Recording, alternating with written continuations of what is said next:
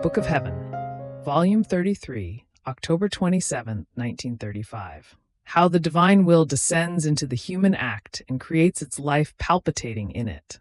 How it anticipates purgatory for one who lives in it. I feel in me the power of the supreme volition, but so much that it wants me to undergo, in my little acts, the power of its divine act. And while it wants to be called by the creature. It does not want to be an intruder, nor enter by force, but it wants the creature to know it.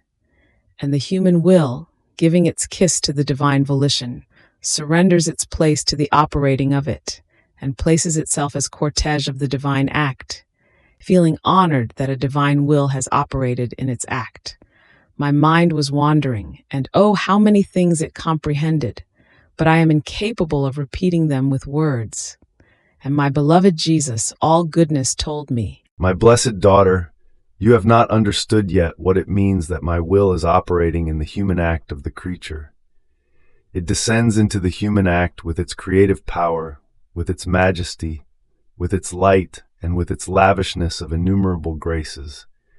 And pouring into the human act, it makes use of its power and creates its own act in it. And the human act remains as the material it used to create its act.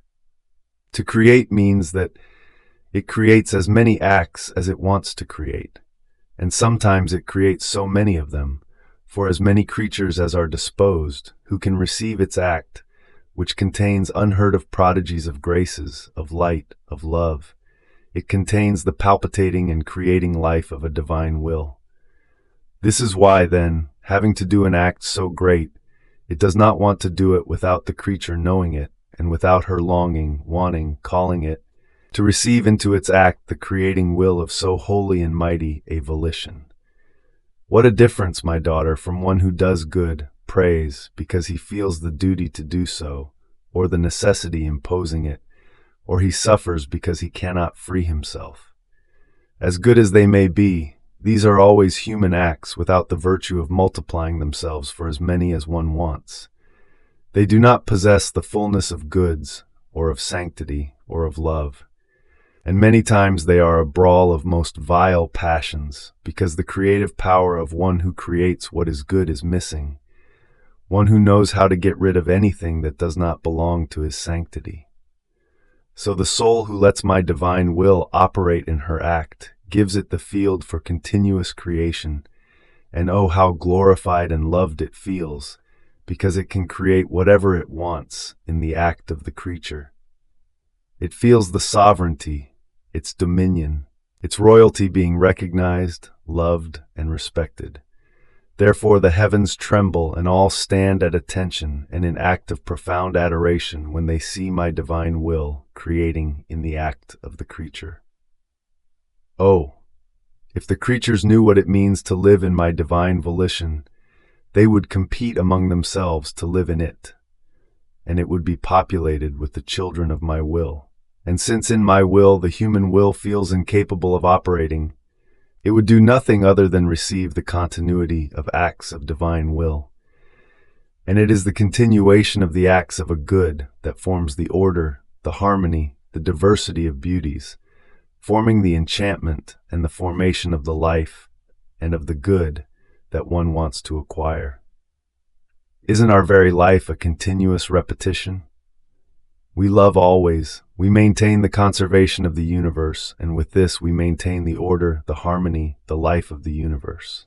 Oh, if we did not always repeat, even just for one instant, one would see chaos in all things. Therefore, always repeat your continuous refrains in my will, always receive my will into your acts, so that it may repeat in you its creating act, and in this way it will be able to form not only the act, but the fullness of its life.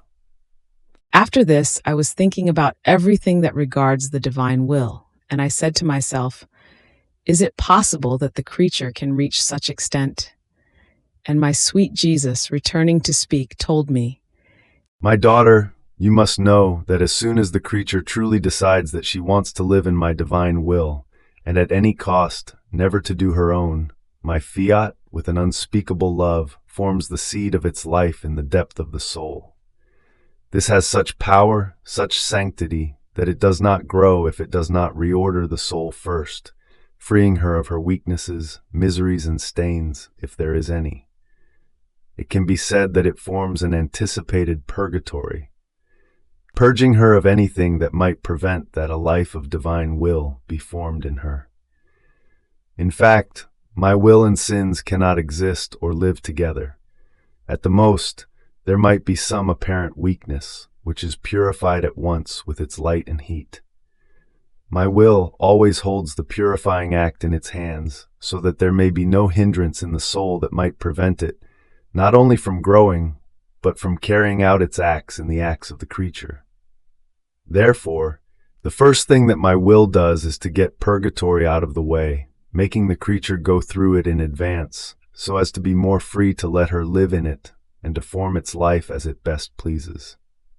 So, if the creature dies after an act, determined and wanted, of wanting to live in my volition, she will take flight toward heaven. Even more, my will itself will carry her in its arms of light as its triumph, as a birth from itself, and as its dear child. And if it were not so, one could not say, "Your will be done on earth as it is in heaven." It would be a way of speaking, not a reality. In heaven, because my will reigns in it, there can be neither sins nor purgatory. So on earth, if it reigns in the soul, there can be neither sin nor fear of purgatory. My will knows how to rid itself of everything, because it wants to be alone in its place, ruling and dominating. Fiat.